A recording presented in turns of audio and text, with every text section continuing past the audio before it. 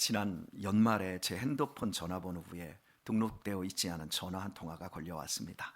전라도 광주에서 개척하고 있는 59세의 목사라고 자신을 밝힌 분은 저를 잘 알고 있다고 말을 했습니다. 이유인즉 저와 절친한 목사님으로부터 저에 대한 이야기를 많이 들었다는 것입니다. 그리고 저 역시 절친한 목사님을 통해 자신의 얘기를 많이 들었을 것이기에 저를 잘 알 것이라고 했습니다. 그러나 저에 대한 지식과 정보를 많이 가졌을지라도 저와 인격적인 교제가 없는데 과연 잘 아는 것일까요? 저와 친한 목사님께서 자기 얘기도 많이 했을 것이라고 말했지만 실상 저는 그분에 대해 들어본 적이 없었습니다. 이런 상태임에도 그분은 저와 친한 관계인 것처럼 말을 꺼내놓고는 대뜸 선교비를 요구하였습니다. 목사에게는 선교단체, 선교사, 복지단체, 개척교회, 신학교, 노숙자 등 도움의 요청이 끝이 없이 들어옵니다. 우리 교회는 지난 한 해에만 전체 재정의 16%를 후원을 위해 사용을 했습니다. 한국교회 평균 7%보다 훨씬 많은 액수입니다. 지금껏 필요하다고 판단되면 우리 교회가 특별 헌금을 해서라도 도와왔고 현재도 꾸준히 돕고 있습니다. 그리고 한번 결연을 맺으면 아무리 교회가 힘들었어도 단 한 번도 끊어본 적이 없습니다. 후원에 필요한 판단 근거는 진실과 신뢰였고 앞으로도 그럴 것입니다. 그러나 그분은 제가 모르는 분입니다. 믿을 수 없었습니다. 그래서 제가 거절의 뜻을 밝히자 상냥하던 그분의 음색은 매우 딱딱해졌고 알겠습니다 라는 말과 함께 전화를 끊어버렸습니다. 그리고 끝이었습니다. 이런 상황이면 거부당한 그분이 곤혹스러운 것입니까? 거부한 제가 곤혹스러운 것입니까? 서로에게 곤혹스러운 일입니다. 왜 이렇게 된 것입니까? 서로를 깊이 아는 인격성이 결여되었기 때문입니다. 즉 사람을 안다는 것은 단순히 정보와 지식이 아닌 교제와 사귐이 핵심인데 이것이 빠져있기 때문입니다. 만약 그분이 저와 사귐의 시간을 가져서 서로를 깊이 신뢰하게 되었다면 오늘의 무례함과 곤혹스러움 없었을 것입니다. 그분이 요구하지 않았을지라도 제가 어떻게 해서라도 그분을 도울 방법을 만들었을 것입니다. 하나님을 믿는 신앙의 핵심은 내 삶에 임재해 하고 계시는 하나님과의 사귐과 교제입니다. 하나님은 내가 요구한 것보다 더 좋은 것을 주십니다. 때론 내가 구하지 않아도 주십니다. 겉으로 보기에 나한테 해가 되는 것 같지만 그것도 우리에게 주십니다. 왜냐하면 내 필요에 의해서가 아닌 주님의 필요에 의해서 하나님이 주시기 때문입니다. 이것이 인정되어야 신앙이 온전해집니다. 이것이 인정되지 않으면 신앙은 그저 전라도 광주에 계신 그 목사님처럼 혼자 지지고 볶아대다가 시험에 드는 겁니다. 하나님과 하나님의 마음을 바르게 알고 하나님의 뜻에 순복하며 성장해 가는 것이 신앙 생활입니다. 이스라엘 최대 명절인 유월절이 다가오면서 사람들은 예루살렘 성전으로 모여들었습니다. 이들은 성결 의식을 마치고 유월절 예식에 참여하려는 것이었습니다. 그러나 이번 명절의 분위기는 사뭇 달랐습니다. 예수님을 잡아 죽이기 위한 체포명령이 떨어져 있는 상태였기 때문입니다. 50절 하반절은 이렇습니다. 저희가 예수를 찾으며 성전에 서서 말하되 너희 생각에는 어떠하뇨? 저가 명절에 오지 아니하겠느냐? 절대 죽음의 함정에 자기 발로 걸어 들어오지 않을 것이라는 확신이라는 것을 지난주에 살펴보았습니다. 하지만 주님께서는 그들의 확신을 깨고 죽음의 그림자가 드리운 예루살렘으로 향하고 계셨습니다. 그리고 12장 1절은 이렇게 시작하고 있습니다. 6월절 엿새 전에 예수님께서 베다니에 이르시니 이곳은 예수께서 죽은 자 가운데서 살리신 나사로가 있는 곳이라. 베다니는 예루살렘에서 10분 거리에 위치한 작은 동네입니다. 시간은 10분, 거리는 5리밖에 되지 않습니다. 사람들이 예수님께서 이번만큼은 오지 않으리라 하던 그 시간 주님께서는 예루살렘 문턱까지 와 계셨습니다.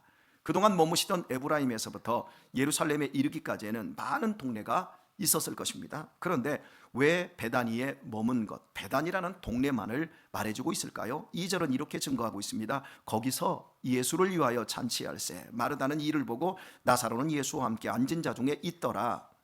베다니를 보여주는 핵심은 잔치에 있습니다. 예수님께서 베다니에 도착하시자 온 동네 잔치가 벌어진 것입니다. 무덤 속에서 썩어가던 나사로를 살리신 분이 마을에 오셨으니 얼마나 영광스럽겠습니까? 당연히 잔치하고 환영할 만하지 않습니까? 그리고 이 잔치의 주비는 예수님이셨습니다. 사람들의 예상과 달리 주님께서는 죽음의 함정 바로 앞에까지 오셔서 떠들썩한 잔치를 벌이고 계셨던 것입니다. 마가복음 13장과 마태복음 26장은 이날의 잔치가 문둥이 시몬의 집에서 펼쳐졌음을 기록하고 있습니다. 정확한 표현은 문둥이였던 시몬의 집이 맞습니다. 왜냐하면 레위기에 의하면 문둥병자는 격리 수용되어야 했습니다. 문둥병은 발병하면 끝내 육체의 죽음에 이르는 무서운 병이지만 가장 먼저 사람들로부터 격리되는 사회적 죽임을 먼저 당합니다. 시몬이 지금 문둥이라고 한다면 절대 자기 집에서 마을 잔치를 주도할 수가 없습니다. 그러므로 기록은 보여주지 않지만 정황상 시몬은 예전에 문둥이였다가 현재 치료받은 사람, 근데 누구에게 치료받았을까요? 예수님으로부터 치유를 받은 사람인 겁니다. 치료받은 고마움으로 자신의 집에서 동네 사람들까지 초청하여 잔치를 벌이고 있는 겁니다. 그리고 나사로의 누이 마르다가 잔치 음식을 만드는데 주역을 하고 있는 겁니다. 수많은 동네 중에서 죽은 나사로를 살려내신 베다니를 선택하시고 베다니의 많은 집들 가운데 하필이면 문둥이였던 시몬의 집에서 예루살렘 입성 전날을 묵으시며 파티까지 하셨다라는 것, 이미 그 자체가 위대한 메시지입니다. 성전에 서서 이번 6월절만큼은 절대 예수님이 예루살렘에 올 리 없다고 말한 자들은 어떤 사람들이었습니까? 11장 55절에서 자기를 성결케 하기 위하여 6월절 전에 시골서 예루살렘으로 올라간 사람들이었습니다. 자신을 성결케 하는 예식을 치르고자 일찍 예루살렘으로 올라간 사람들이었습니다. 그러나 그들이 성전에서 제 아무리 정결 의식을 치루었다 한들 그들의 의식과 생각은 전혀 정결해지지 않았습니다. 우리가 예배를 드리고 우리가 기도를 하고 우리가 찬양을 드리는 이 모든 것들이 얼마나 경건해 보입니까? 그러나 우리의 의식과 우리의 생각이 전혀 정결해지지 않았다면 그것은 쓸모없는 일이 될 겁니다. 이처럼 성전에 서서 제 아무리 정결 의식을 치루었지만 그들의 의식과 생각은 전혀 정결해지지 않았습니다. 그들은 여전히 죽음의 공포에 사로잡혀 예수님께서 절대 오지 않을 것이라 예수님을 부정하고 있습니다. 예수님을 가십거리로 삼아 비아냥거리고 있었습니다. 그들은 정결 예식에도 전혀 정결해지지 않은 것입니다. 반면에 베다니에는 과거 가장 부정한 몸을 가졌던 문둥이였던 시몬과 죽음의 제물되었던 나사로와 원망을 일삼던, 예수님이 여기 계셨다면 우리 오빠가 죽지 않았을 텐데, 이렇게 원망을 일삼던 마르다가 주님과 함께 잔치를 벌이고 있습니다. 그들은 죄의 권세에 짓눌려 있던 부정한 자들이었습니다. 그러나 지금 예수님을 모시고 예수님과 함께 잔치를 벌이며 예수님을 대접하고 있습니다. 어찌 된 것입니까? 예수님과 깊은 관계를 맺은 그들이 생명의 주이신 예수님의 은혜를 입어 용서와 새 삶을 허락받았음을 잔치로 보여주고 있는 겁니다. 그들은 예수님으로부터 몸과 영혼이 깨끗함을 입고 그들의 생각과 의식이 바뀌어진 상태에서 새로운 존재가 되어 먹고 마시며 기뻐하고 있는 겁니다. 이 얼마나 아름답고 감격적인 장면입니까? 예루살렘 성전과 베다니의 장면이 매우 대조적이고 상반된 모습입니다. 이것은 예수님을 지식과 정보로 아는 성전의 유대인들과 예수님과 인격적인 관계를 직접 맺은 사람들의 차이였습니다. 본문은 주님과의 사귐과 교제가 더욱 깊어지는 것, 그것이 우리의 복임을 보여주고 있습니다. 인간적으로 생각할 때 유대인들의 비아냥처럼 예수님은 한가롭게 잔치할 기분이 아니었습니다. 체포와 고난, 엄청난 고문과 십자가의 죽음을 알고 계셨습니다. 그럼에도 예루살렘을 향해 전진하셨습니다. 이유는 죄로 인해 죽었으며 썩었고 뜻대로 되지 않는 삶을 원망하던 우리를 살리시고 새롭게 하기 위함이었습니다. 죽음으로부터 영원히 살리시고 두려움과 원망뿐인 우리의 삶을 영원한 생명의 잔치로 채워주시기 위함이었습니다. 바로 우리 때문에 예루살렘으로 나아가셨을 뿐만 아니라 두려움이나 원망 하나 없이 잔치에 임하실 수 있었던 겁니다. 이것은 6월절 엿새 전에 일어난 일이었습니다. 다시 말해 주님께서 십자가에 못 박혀 돌아가신 엿새 전의 일이었다는 겁니다. 주 안에서 사랑하는 우리 교회 여러분, 내 목숨이 이 땅에서 6일밖에 남지 않았다고 한다면 어떤 기분이겠습니까? 남은 목숨이 단 며칠이라면 무엇을 하시겠습니까? 잔치하며 즐겁게 보내시겠습니까?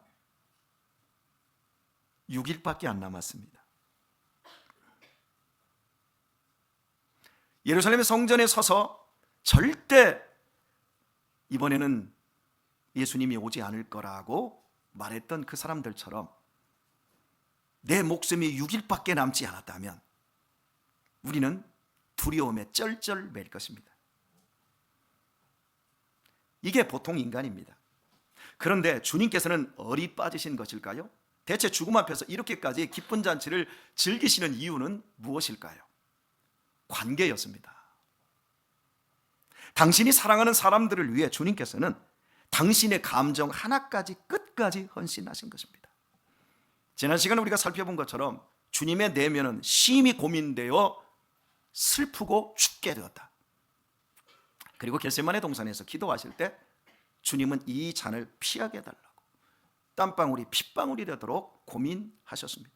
이러한 감정 하나까지 주님은 당신이 관계하는 당신과 사귐이 있는 사람들을 위해 끝까지 헌신하신 겁니다. 잔치를 열어서 치료받은 은혜를 갚고 싶어하는 시몬, 죽음에서 살아나 당신과 함께 먹기를 원하는 사랑하는 나사로와 원망만 했던 자신의 허물을 만회하고 싶은 마르다를 위해 주님은 자신의 감정이 아님에도 불구하고 기꺼이 그들을 위하여 잔치에 참여해 주신 것입니다. 주님께서는 우리의 존재와 인격과 감정을 소중히 다루시는 분이십니다. 당신 자신보다 우리를 더 아끼시는 분이십니다. 당신의 감정보다 우리의 감정을 더욱 소중히 여겨주시는 이런 대접을 저와 여러분이 받고 있음을 믿습니까? 이 좋으신 주님과 더욱 깊은 인격적인 관계를 갖는 것은 우리 인생에서 매우 신바람나는 일입니다. 주님과 더욱 깊게 사귀실 수 있기를 바랍니다.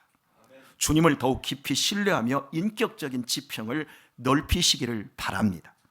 그리하면 우리의 남은 인생길을 기쁨과 행복으로 채워질 것이고 죽음의 날도 웃게 될 것입니다.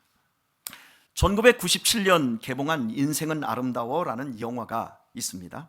로베르트 베니니가 감독하고 주연하여 아카데미 나무주연상을 받은 프랑스 영화인데 줄거리는 이렇습니다. 1930년대 이탈리아를 배경으로 유쾌하고 긍정적인 성격의 주인공 귀도 오레 피체는 꿈 많고 낙천적인 유대인 청년입니다. 그는 교사 도라를 만나 첫눈에 반하고 적극적이고 기발한 구애 끝에 결혼해 아들 조슈아를 낳습니다. 그의 가정은 사랑과 웃음으로 가득했지만 히틀러의 나치즘이 확산되고 유대인에 대한 박해가 시작됩니다. 귀도와 7살 조슈아는 나치의 손에 끌려 강제 수용소로 보내지고 도라는 유대인이 아니었지만 가족과 함께하기 위해 죽음의 열차를 타고 스스로 수용소를 따라갑니다. 귀도는 노인과 아이들을 먼저 죽여 없애는 상황에서 아들을 보호하기 위해 끊임없이 노력을 합니다. 더욱이 어린 아들이 끔찍한 현실을 직면하지 않도록 그의 정서가 다치지 않도록 귀도는 수용소 생활을 게임으로 설명을 합니다.